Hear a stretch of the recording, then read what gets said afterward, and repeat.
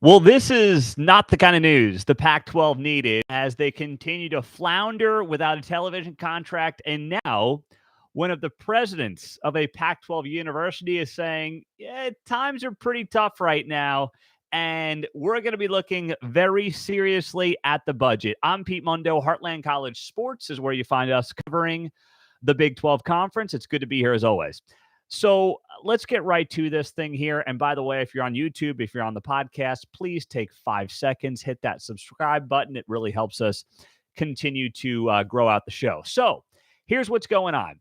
Pac-12 president, Washington State president, announced that they are going to temporarily freeze all current and future vacant positions until further review, as well as put a pause on non-essential travel, purchases, and new professional development.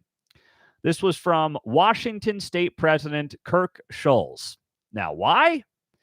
Well, because of significant decreases in Pac-12 revenue distribution as results of overpayment from one of the conference media partners that must be resolved.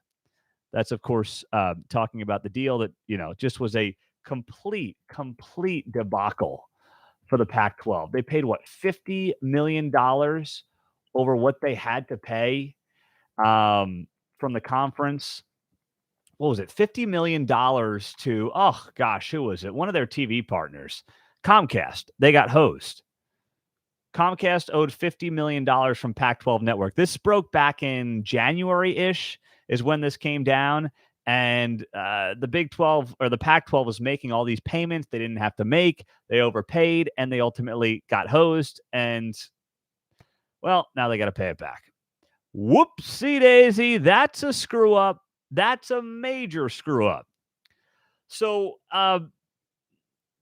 the statement from Schulz goes on to say here that this temporary freeze on all current and vacant positions is because of a significant decrease in Pac-12 revenue distribution as a result of overpayments from one of the conference media partners that must be resolved.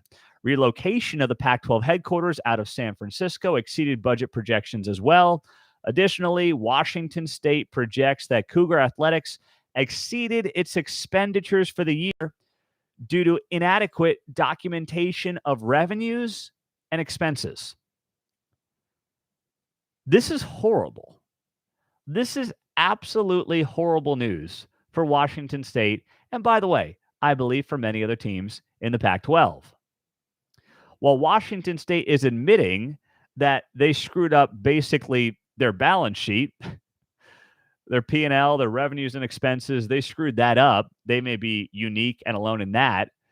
The Pac-12, which just came in with revenues that were the lowest of the Power 5 conferences by millions of dollars, now you have one of their institutions saying that they are putting a freeze on current and vacant positions, as well as non-essential travel, purchases, and new professional development. If you're any other school in the Pac-12 and you see this, and you're probably hurting too, but this just came out publicly from one of your cohorts in the conference, what are you thinking to yourself? Holy bleep, we better get out while we can. That's what you're thinking. You have a conference with no television deal. You have, in many cases, nowhere to necessarily go unless you're one of the teams the Big 12 wants to poach. You've got nothing. And suddenly I'm sitting here and I'm starting to connect the dots a little bit. Because work with me on this. Remember, it was Washington State's president who said, I want to say that was 2 weeks ago, that Washington State's president said that, oh yeah, we would sign the dotted line. Where can we sign? Yeah, we've got the Pac-12 has one media partner willing to sign on now. A lot of the pro Pac-12 stuff has come from Washington State. Ask yourself why that might be. Well, that would be because Washington State knows, Washington State understands that they have nowhere to go. If the Pac-12 collapses, Washington State is screwed. Can we all agree on that? I don't care if you're a Washington State fan. can we all agree that Washington State is royally screwed if the Pac-12 collapses? So that would explain why the folks at Washington State have been very gung-ho on putting out these positive Pac-12 reports to certain people in the media, because their only hope to get tens of millions of dollars in revenue, while it's not going to be Big 12 money, it's certainly not going to be SEC Big 10 money, their only hope and their only prayer at a place like Washington State is for the Pac-12 to remain together in some way, shape, and form. Because if not, a place like Washington State could be headed for the Mountain West. And for a league that has been getting hit badly when it comes to revenues, now they've got this $50 million Comcast boondoggle hanging around their necks. On top of that, they have this Pac-12 headquarters that ridiculously they overpaid for. I mean, it's just horrible for them right now. And not that we need any more reason to question the decision makers in the Pac-12, but I'm going to do it again with this. Who the heck in the last few years thought that investing in a Pac-12 headquarters in San Francisco was a good idea? Can somebody explain that to me?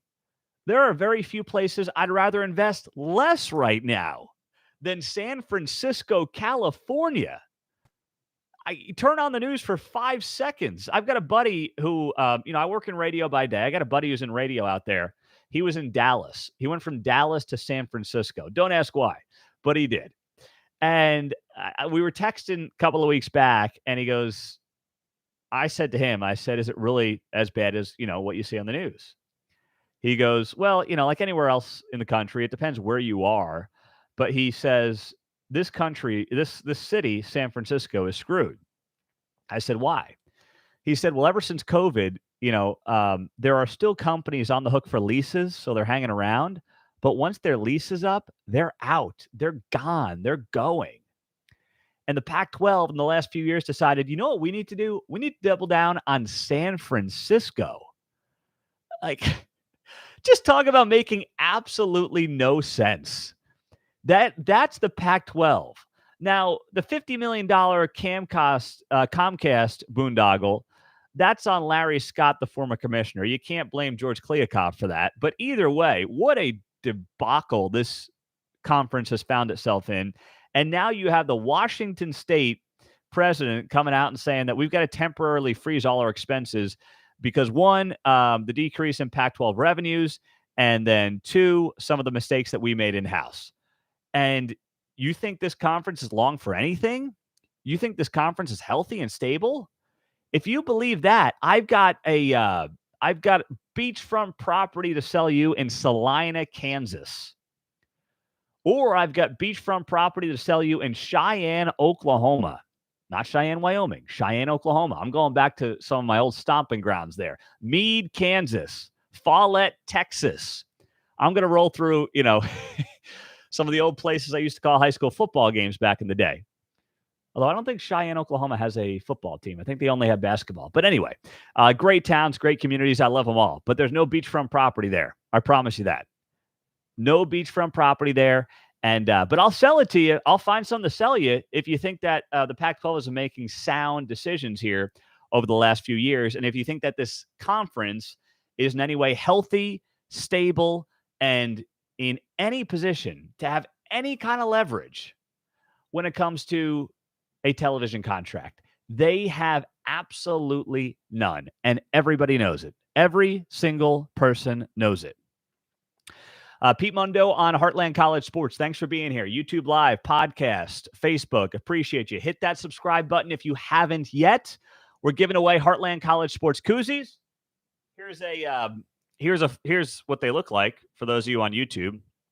Get these for free. Subscribe to the show on iTunes and leave a 5-star rating and review. And send me a screenshot to Pete Mundo, MUNDO, at heartlandcollegesports.com. Takes you 30 seconds, little 5-star rating, hit the review button. So appreciate you doing that. And it really does help us keep growing the show. We're up, I think, 75% year over year in terms of listeners, and that's because of you. So thank you from the bottom of our hearts for helping make this happen, helping make this a reality. And the reality also remains there is no future for the Pac 12. It does not exist. I don't care what anybody says, but there is no future right now for the Pac 12 Conference. And with each passing day, it is more and more likely not that they find themselves a TV deal, but that somebody jumps to the Big 12. Some of you asking on YouTube, did you see the article about Colorado in the Oklahoman? So I've heard about it. I have not read through it yet from Barry Trammell. I'll do a show on that in the next couple of days as well. But I would say that it's what I've been telling you for a long time, and that is Colorado is the first one that is most likely to jump. I believe that for months, and it's been a matter of when, not if. I've told you that on this show. I've shared that with you transparently on this show. I'll go see what Barry Trammell's got. Barry's not a fan of mine, unfortunately. We had a falling out. I don't know. I consider Barry not a friend, but an acquaintance. He would come on this show once in a while. And then he went on one of the OU shows, OU podcasts or something, and he ripped me or ripped the website or something like that. And obviously have not talked to him ever since, sad to say, which is too bad. I thought Barry was a decent guy. But for whatever reason, he wasn't a fan of what we were doing at Heartland College Sports, and probably because he's a crusty newspaper guy and they don't realize the way of the future. And the way of the future is not putting together a newspaper every day and writing 3 columns a week. Those days are over. They were good. While the getting was good, they were good in the heyday. But guess what? Technology options caught up, and the marketplace decided, these crusty old newspapers aren't really cutting it anymore. So I don't know. I don't know what the beef is there, but he called me out on some OU radio show, and that was kind of the end of it. But I will check out his story. I still think Barry's a good reporter, and I think he's a decent man. Whatever problems he has with me or this website that I've owned now for 8 years, he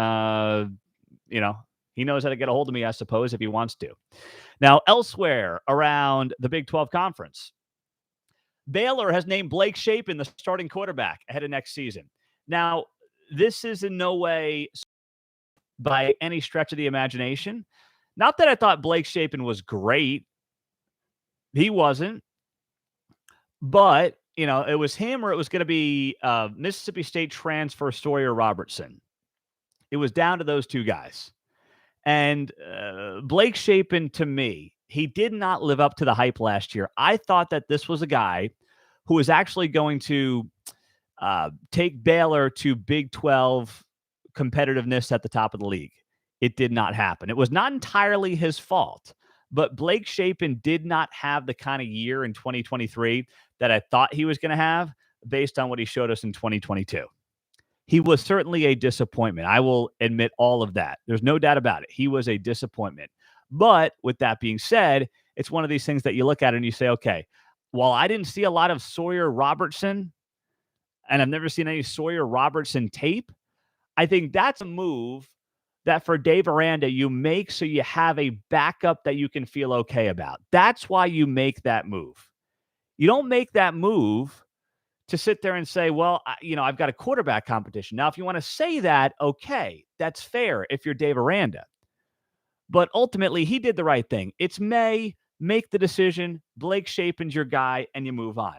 And by the way, Dave Aranda did this last year. He did this last year when he named Blake Shapen the starting quarterback very early in the season. And it's not something he had to do. He did it in the offseason. Not something he had to do, but it's something he did because, well, guess what? I think Dave Aranda's a great guy. I think Dave Aranda is the kind of guy that you sit there and you say to yourself, gosh, that's the guy I want coaching my son. That's the guy with integrity I want in charge of my kids' team. That's exactly the kind of guy who Dave Aranda is, and I think he deserves an enormous amount of credit for that because he did the same thing last year. And then I'm forgetting the guy. Where did he transfer? I'm forgetting. Gosh, I'm having a brain fart here on who he beat out last year, but it was the starter from 2021. He beat him out. He earned the job. And then what's his name transferred over to USF? Oh, gosh, why am I blanking on his name? It's going to come to me here in a second. Gary Bohannon. Thank you, thank you, thank you. Gary Bohannon. That's right. So Bohannon ends up transferring because Aranda was the kind of guy who said, you know what? I believe Blake Shapen's the guy. I'm going to name the starter now. And Gary Bohannon, if you want to go somewhere, please be my guest. You can do that. So this was the right move. This is not shocking. Blake Shapen will be the starting quarterback for the Baylor Bears. It is well deserved. It is earned, and he should be the starting quarterback, by the way, for the Baylor Bears. So that came down this week as well. Now, I wanted to have this conversation with you and also get your input on this. You look at this as a Big 12 fan if you're watching this show, or even if you're watching this show and you're not a Big 12 fan, or listening to this show and you're not a Big 12 fan. You have 4 new teams coming into the conference, right? For football this fall, and all sports, but football. You have BYU, Cincinnati, Houston, and Central Florida. Let me ask you, and I want you to answer this right now on YouTube Live. Which of those 4 teams, as a Big 12 fan, are you most excited about being in this conference? I want to look at your answers, and then I'll give you mine. I'm just curious if we are on the same wavelength. There's no right answer. There's no wrong answer. I have my answer, but there's no right or wrong answer here. But give me your comments on YouTube. Which of the 4 new teams are you most excited about joining this conference? BYU, Cincinnati, Houston, Central Florida. You don't have to give me a reason why. I just want to see your comments on YouTube Live, and then I can go through them, and then I'll give you mine as well. You can make a case for each one, by the way. I could make the case, and I could say BYU, out there in Utah, beautiful part of the country. It's a massive independent program, national following. You can make that case. You could say Cincinnati. It brings the Big 12 in the Big 10 country. It's a Midwest city that's very similar to other cities in the regional footprint of the Big 12 already.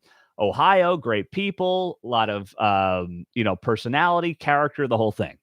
Houston, further south in Texas, obviously, for the Big 12. You have the biggest city in the state of Texas.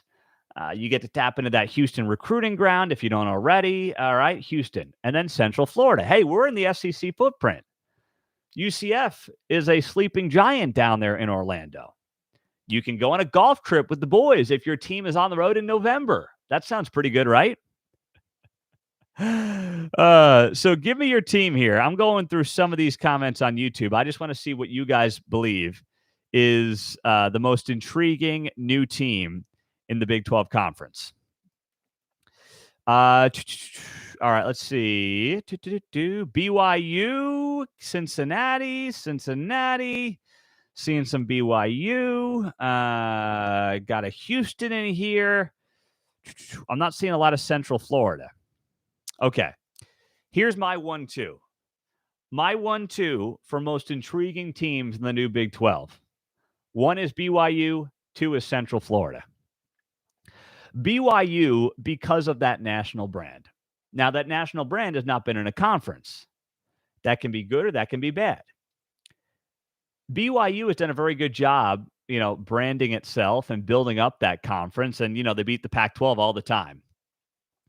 But this can go one of 2 ways. BYU can either turn itself into, I believe, a legitimate powerhouse in college football, or it will be a bottom feeder in the Big 12. And I don't know which one it's going to be. But I could make the case for either way. I really could.